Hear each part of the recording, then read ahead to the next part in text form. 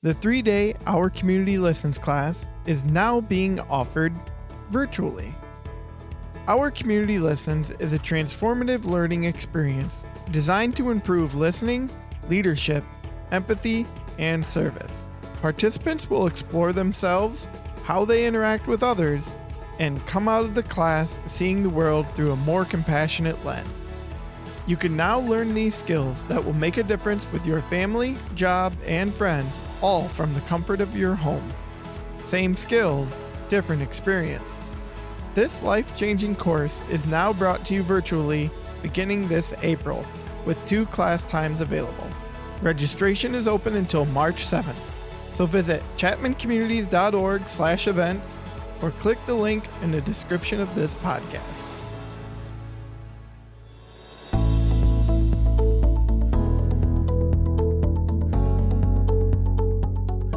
Welcome to the Listen First podcast, brought to you by the Chapman Foundation for Caring Communities.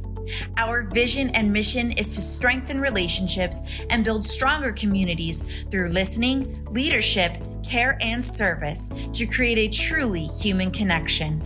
Learn and partner with us as we imagine a society in which people care about each other and listen first. Hello and welcome to the Listen First podcast. I'm Adam Solgett, and with me today is Mickey Gibbs. Mickey is the Director of Family and Early Childhood Partnerships, and she leads the Michigan Regional Hub. Mickey, welcome to the podcast. Thank you. It's great to be here, Adam. So Mickey, our discussion today is one that you brought to my attention because we want to look at what it's like utilizing the skills around our children and what happens when we do that. What does it look like? So as you just kind of mentioned in our pre-discussion, a younger child might not be able to articulate just what that looks like.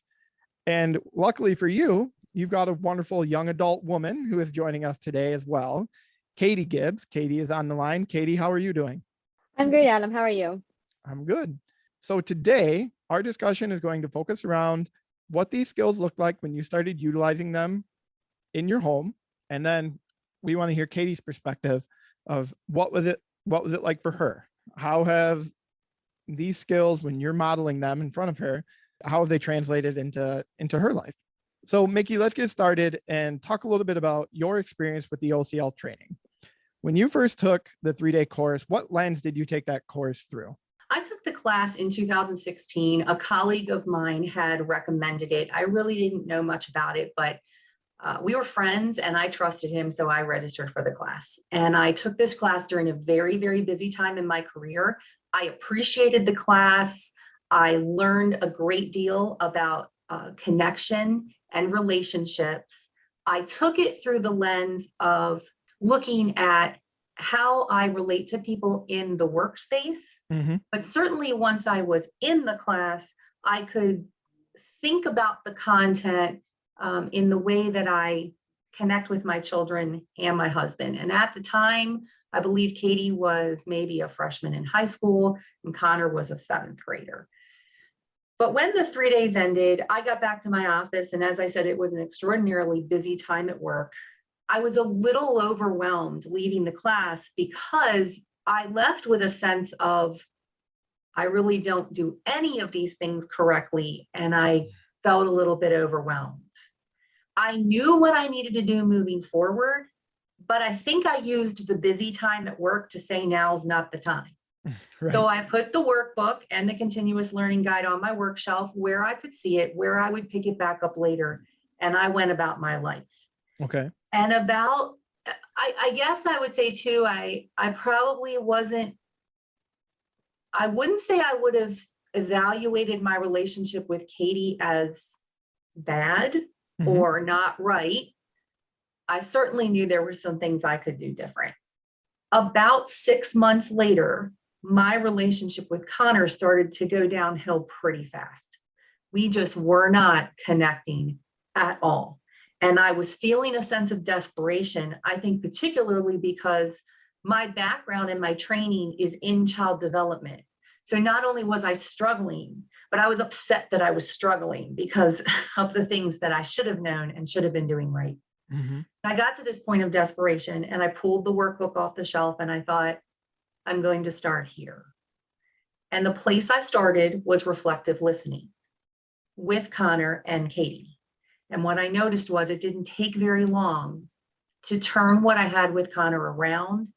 It was also changing the way I related to Katie and, of course, to my husband and the people around me. Over the next maybe year or so, I started using all the other skills that we teach in the 3-day content, but it was really helpful for me to just start with one piece. And then a few years later, I went to facilitator training. And of course, here I am working for the organization. Mickey, thank you so much for being open and vulnerable to kind of share your experience there, because it had to have been psychologically difficult, I guess, like internally difficult to think to yourself, my relationships are not that great with my kids. And I'm in a spot where I'm trying to help people improve relationships with their kids. Right. And so it took some deep self-reflection, it sounds like. Yeah, exactly. It was sort of like, of all the people in the world, I shouldn't be failing at this.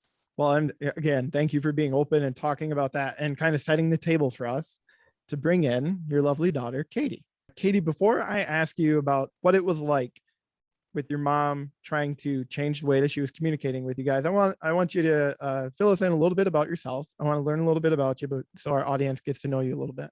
Yeah, so my name's Katie Gibbs. I am Mickey Gibbs' eldest daughter. I am currently a junior at Michigan State University. I am studying zoology with a double concentration. I wouldn't say I'm much of a partier. I'm definitely more of a small groups kind of person. And I really enjoy going to MSU's athletic events and workout events. You just heard your mom talk a little bit about how, from her perspective, she knew she wanted to make some changes and that she felt like she needed to. What was it like for you with your mom starting to make these changes? But maybe first of all, from your perspective, tell us, how was your relationship? Were you close, semi-close? Were you distant? Were you open with each other? And tell me why you think you were in that state at that time. Do you mean prior to her taking the class? Yes, prior to her taking the class. Prior to my mom taking the class, I would say my mom and I have always been very close. She's always, been someone that I turn to for advice. I wouldn't say she's my best friend because she is my mom. So there's, she does a very good job distincting the fact that she is my mom and not my best friend. Right. But she is the person that I trust the most, that I go to the most for advice and when I need something.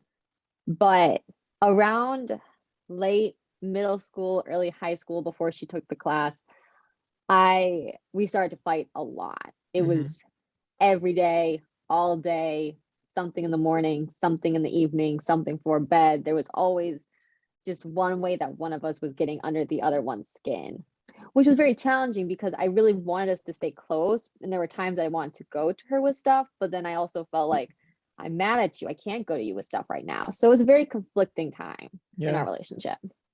So your mom goes to the OCL training, whether she told you or not, I'm not sure. Maybe you remember, maybe you don't. And as she tells the story, about 6 months later, when she really starts to realize that she wants to make that change, she starts with reflective listening. So anything come to mind, any specific stories, maybe not immediately at that 6-month mark, but within that time frame, how did things change, the relationship between the two of you? Did you notice a change in your mom? Talk to me about that a little. I definitely noticed a change. I mean, maybe it wasn't right away, but it didn't take super long to feel that difference. I, as a young teenager, had a lot of emotions. I had a lot of hormones. There was a lot going on, a lot of high school drama. And I am someone who very much likes to vent my emotions. Sure. And so I would turn to my mom because she was at home every day after a long day. And prior to taking the class, it always felt like she was trying to either get me to just move on and let go of those feelings, or she would just push some kind of solution, which isn't necessarily always a bad thing. But sometimes, like, either I wanted to figure out the solution because I was the one in the deep of it and I knew what was best for me. What I was oftentimes looking for was just someone to listen and to just hear me because I just wanted to be heard. And so I think after she took the class and revisited those skills, she got a lot better about just hearing me and being there, as opposed to finding fixes and pushing everything aside so I could just move on quicker. And that was really, really helpful for us. How did that make you feel? It made me feel very heard. It made me feel like she wasn't just trying to say, okay, problem, we're moving on. Right. Have better things to do in my life. I'm a busy person. I'm a busy mom. I have bigger things to deal with. As a 21-year-old in hindsight, yes, a lot of those problems were pretty small, Sure, but as sure. a 14, 15-year-old, they felt very big. So I really appreciated how she would just make me feel like it was legitimate and I was a person and I had these feelings and I wanted someone to hear me. That is a very deep core principle, obviously, of our Chapman Foundation for Caring Communities. We want people to feel heard. We want people to feel respected. So, Mickey, talk to me a bit about when you were making that change to try to listen more. What did you get out of it? I know that obviously we want to provide for our kids, but what was it like for you to make that change and see the connection and relationship strengthen? It kind of was another moment where it hit me how much I had not been doing that. Mhm. Like Katie said, there was a lot of fighting. It's hard not to fight with a teenager. Adam, I know you have little kids and you talk about temper tantrums. You just wait. I heard that. Those teenage years are tough. I yelled a lot for many years. Mhm. I mean, my husband, my kids used to ask, why do you yell so much? I learned to yell. I did it way too much. It was hard not to regret that, but I tried to stay out of a space of, we can't change what happened, or tried to stay in a space of, we can't change what we did before. We can change things moving forward. It didn't take long to see the benefits of the way I would change the way I would communicate with my kids. And with Katie, and I don't know if she's going to talk about this or not, but Katie was a very, very anxious child from almost day one, very, very high levels of worry and anxiety. And I tried really hard over the years to help her with that. And I think I did. But when she refers to me not jumping in and solving problems or jumping in to tell her it's okay, those are pretty typical responses to an anxious child. Oh, don't worry. Oh, it's going to be okay. Oh, here's the solution. When you use the 5 reflective listening skills and you empathize with them and you come into their world with calm while they are not calm and they're getting their emotions out, I think that was a better strategy to use with her. Katie, would you agree? Did it feel like you picked up on those strategies, made you feel better and helped you more than just stepping in and saying, don't worry, it's going to be okay? Oh, absolutely. I mean, Yeah. I definitely was a very anxious child. And I mean, I'm still an anxious person today, but Sure. growing up, it was very challenging. And a lot of times I was looking for a solution. I was looking for my mom to say, don't worry, it's going to be okay. Here's an easy solution to what at the time was a relatively simple problem. So I understand why when I moved into middle school and high school, that was her natural response because that's what I needed for so long. But when I was getting older and I was able to handle more of like the anxiety emotions on my own, and the problem was more of the bigger emotions I was feeling as a hormonal teenager trying to figure out who I am in life, Mm-hmm. it was really helpful for her to take a step back and let me figure that out for myself. Yeah, and be there to listen and be that sounding board, right? Exactly. When that's what you were looking for. So it's been about 6 or 7 years since your mom took the course and, been trying to implement as many of these skills, which I can guarantee she's missed a few opportunities because I missed a few this morning with my 3-year-old. So it happens to everyone. I want Mickey, can you jump in and reaffirm me that it happens to everyone? It happens to everyone. And, I've been facilitating this content for a long time. I never stand up in front of our participants and say, once you get this right, you're never going to slip back. You Right. are going to slip back. The idea is to catch yourself and move forward from there. Right. So she's been doing that at every opportunity. Mickey's been doing that every opportunity to set a good example for you. So Katie, my question to you is, have you picked up on any of these skills through the modeling that your mom has done? Oh, yes, definitely.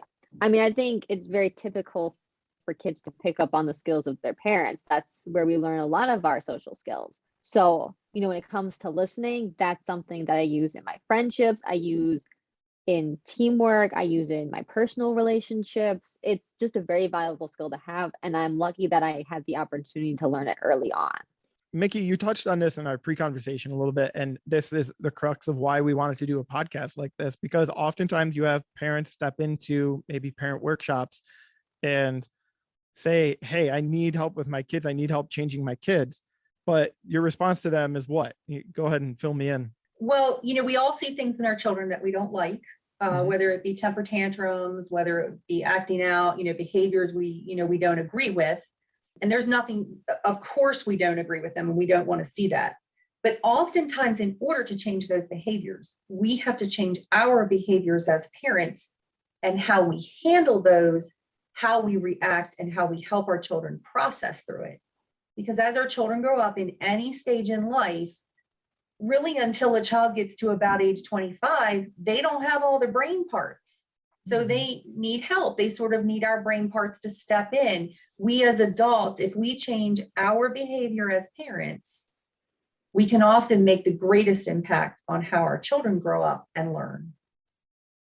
That's awesome. So we've touched on your relationship with Katie, and I know we didn't chat on this, but when you were talking about it, you mentioned even the stress that you were having with Connor. Did your relationship with Connor improve as well? Oh, absolutely. Absolutely. I mean, I would say in our family, Katie and I are very, very close. Connor and, well, let's put it this way. Katie and I spend a lot of time together when we can. She lives away from home now. Both my kids do. Connor and my husband connect on a lot of things like fishing and hunting. They spend a lot of time together. But my relationship with both of my kids is much better than I ever thought it would be. I see them come to me with things that maybe other kids wouldn't tell their parents. And what I even like is, one of Katie's friends many years ago, I don't remember what she had going on, but she said, can we go to your house? And Katie said, well, why do you want to go to my house? And her friend said, because your mom listens to me. And when she said that, I thought, well, that's making an impact. Yes. Yep. That's very impactful. Katie, how does a story like that make you feel when you hear that kind of comment about your mom? I mean, it makes me happy, like I'm glad that I get to share my mom with my friends. And I'm also glad that, she is my mom and I get to, she gets to help me with things, but that she also gets to help my friends with other things. It's just a really rewarding and, positive thing that we get to share. I recently was listening to a podcast about the amount of stress, worry, depression that students your age are going through, and I can see your face change. I can tell this is a topic that you have some relevant history to share. Talk to me about that. Talk to me about the stress that students are under, what it's been like with COVID, remote classes, general uncertainty of what am I doing today? Are they going to switch things up? Do I have to take a COVID test to get into my dorm room? All of these elements that obviously are new in the last couple of years, but how have you been dealing, and can you touch on it a little bit? I can say I have not been dealing very well. In March of 2020, I was basically kind of kicked out of college. I mean, they didn't completely kick us out, but everyone who could go home was basically told you should go home. So one morning I woke up to go to class, and then by dinner time the same day I was driving home and didn't know when I was going to be coming back. Michigan State was the very first college in Michigan to switch to online learning. So it wasn't like we got to watch this domino effect. We were the first ones to go. So that was a really big shock that my mom helped me work through. I mean, obviously college classes, they're hard. They're meant to be hard. So there's certainly a level of expected stress that's going to come with that. It's not abnormal. It's not unexpected. But I would say COVID has definitely probably increased the level of stress that comes with college classes, in part because there's so much uncertainty.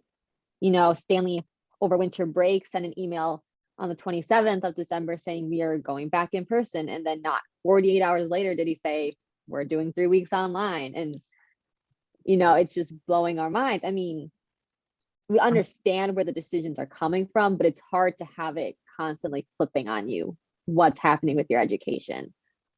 So that adds stress. And then as well as switching from online to in-person adds a little stress because, expectations change and what's allowed and what is not allowed changes. So I think just as a whole, the level of uncertainty has added stress, which can be very hard to deal with sometimes.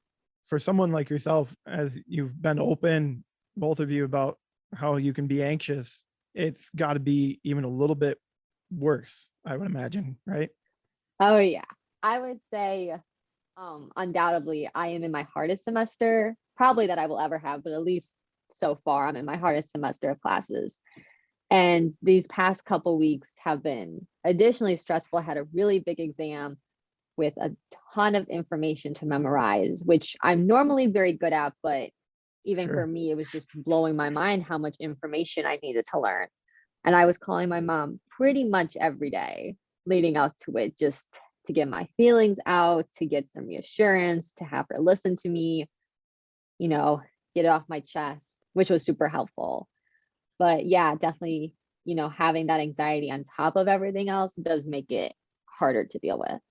Thank you for being open and sharing that. I think it's difficult sometimes for people to be willing to open up about when they struggle with these things. And I'm thankful that you're willing to say something, because we want to make sure that if somebody else is dealing with it and maybe not as vocal, that this gives them the opportunity to do it. So thank you for that. Yeah, I don't think anyone should ever feel like they're alone. I mean, I probably Exactly. deal with anxiety more than some other people, but I'm sure there's people who also deal with anxiety that might be a little worse than mine. But I think what's important is just to know that wherever you're at, you're not alone. So Mickey, I'm going to ask you first. How do you think these OCL skills can help improve the stress that these students are under? I mean, your daughter just talked about how she needed you the last few weeks to give you a call, and I'm sure the skills were up front in your mind a bit to think, what can I do to help and how can I do that? It's difficult sometimes as a parent of a college kid, maybe even particularly when they're living out of your home, they've kind of flown, they're on their own. A lot of times what I see parents of college kids trying to do is to solve those problems. They think that what helps with stress is them getting in front of the problem and solving it for them.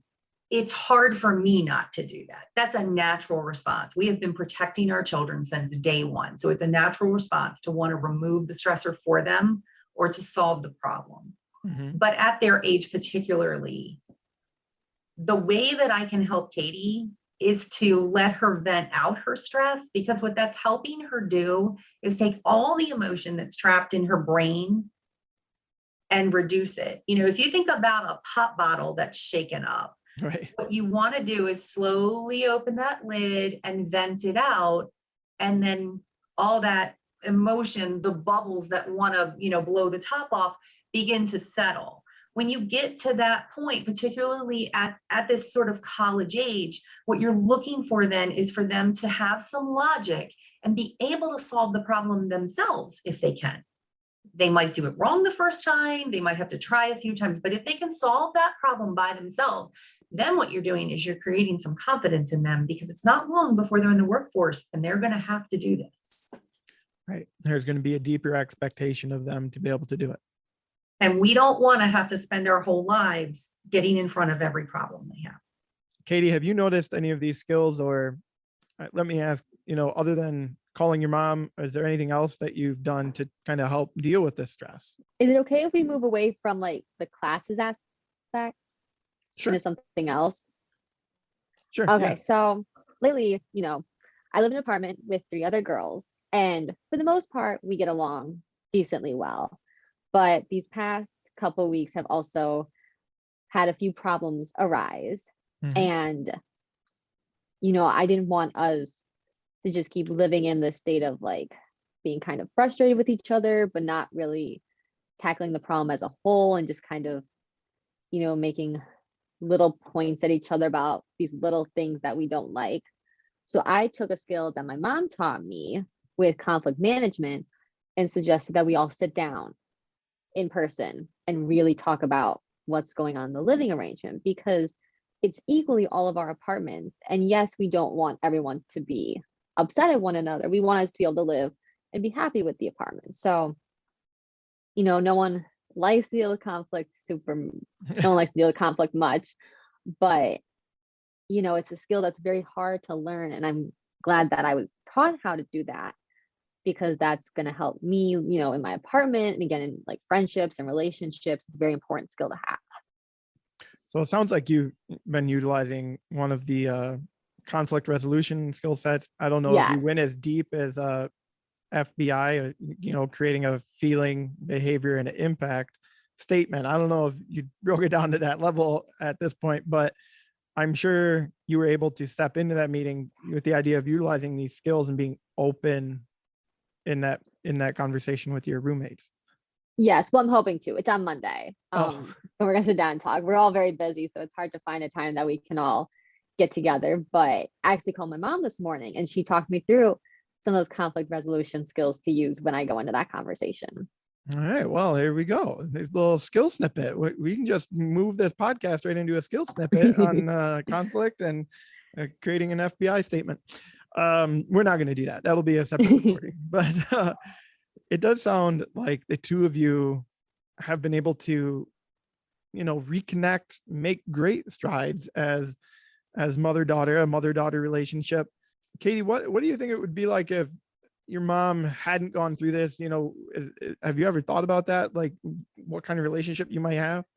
I try not to, just because I'm sure it wouldn't be pretty. I mean, we probably would have worked through a good amount of stuff, Sure, but there's sure. no way we would have been as close and stayed as connected as we are now. That's something I'm super excited to hear. The word stay as connected. That's awesome. Mickey, what about you? Obviously, I don't like the idea of bringing it up as if, something negative, but if you hadn't been through this, the relationship the two of you might have stayed continually stressed, right?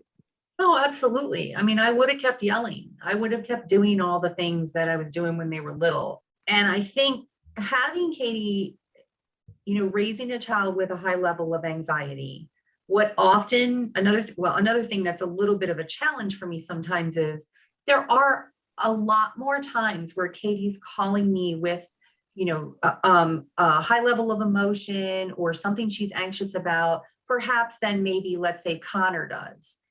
Sometimes that gets hard. I mean, I've told Katie this, it's not a shock to her because it does kind of require a certain amount of energy from me to be there for her. But when I think about the lessons in empathy from the Our Community Listens course, that piece of the course really helped me to get in a place where I can keep going back and giving that to Katie.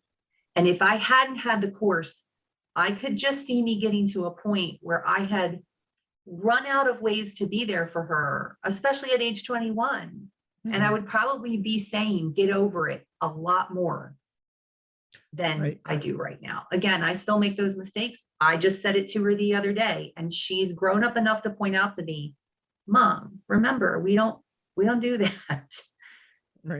Right. And I know that probably is helpful. It's very helpful. Yeah. Is there anything else either of you would like to add about how the skills have brought the two of you together and kind of continue to keep you connected? I mean, one thing I'd like to add to kind of go back off of what she said, and one thing that she does that I think is super helpful is sometimes my mom will ask me what I'm looking for. Because sometimes when I'm anxious and I'm in that space, I'm looking for reassurance. But sometimes when I'm just stressed, I'm looking to vent my emotions out. But what's very obvious to me is not always obvious to my mom. She's another person.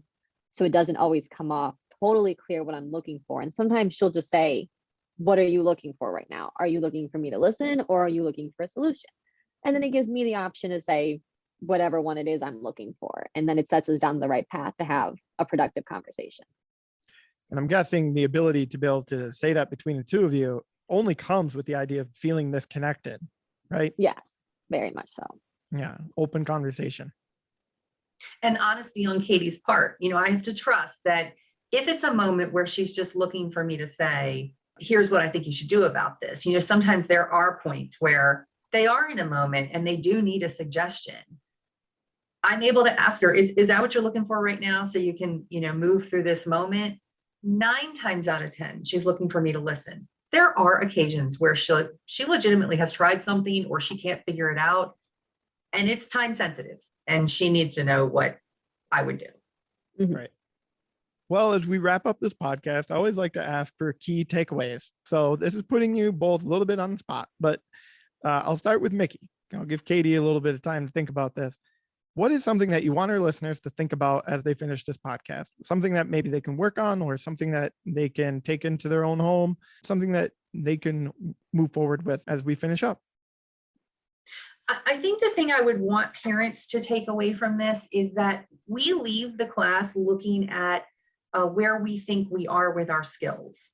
You know, how we sort of do a learning path assessment about how we think we are with each of the skills, just sheerly at the end of the 3 days. And if you left the class like me, feeling very overwhelmed, like you almost don't do any of it well, pick one thing. Just pick a skill. Is it empathy? Is it listening? Is it effective confrontation? Whatever it is, pick one thing and just try doing it different. And as you try doing it different, you're going to fall, because it's like brushing your teeth with the other hand. If I asked you to get up every morning and brush your teeth with your non-dominant hand, you would have toothpaste all over your mouth. It's okay. Eventually you won't. You'll get it right. And your brain is going to learn to do it the way you want to do it, because your brain has muscle memory. So just keep trying and don't beat yourself up about it. That's great advice. I remember, by the way, someone that was told in our class about brushing with your opposite hand. You're right. Lots of toothpaste all over the mouth, because I tried it. It was hard. Katie, any key takeaway you want for our listeners? I mean, I guess from the kids' perspective to the parents, I would say try to remember that when we're entering, you know, those late middle school years, those early high school years, it's really our time to develop our skills and learn who we are. So, like, yes, you are our parents, and we obviously still want your help, and we still need your help. We're certainly not independent. I mean, I'm 21 and I'm still not really that I'm independent, but, you know, not completely in any sense. So I think just try to remember that we're trying to figure out who we are, and we need the space to do that. That is some good advice. And in about 10 years, I will remember it for my own kids. Thank you so much. Thank you both, yes, for being on the podcast today. I appreciate you giving us some time. Thank you for having me. You're welcome. Thank you.